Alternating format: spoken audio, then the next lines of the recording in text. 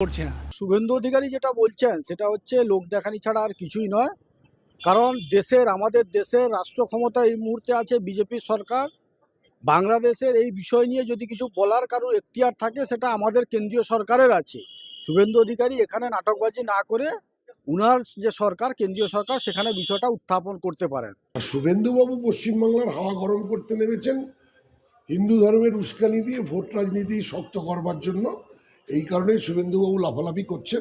এমনি শুধু শুধু উস্কানিমূলক ঝামেলা বা পাবলিকের সঙ্গে মানে রাজনীতিক ইস্যু ফায়দা লোটার জন্য এগুলো করা ঠিক না শুভেন্দু অধিকারীর।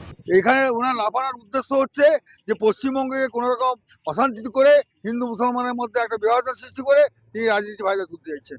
শুভেন্দুর উচিত যে দেশের প্রধানমন্ত্রী স্বরাষ্ট্রমন্ত্রীর সঙ্গে কথা বলা। এই যে নাটকগুলো শুভেন্দু করছে সেই নাটকটা না করলেই ভালো। হ্যাঁ, সেটাই তো চিন্তার বিষয়। তো মানে তিনি ওনার বক্তব্য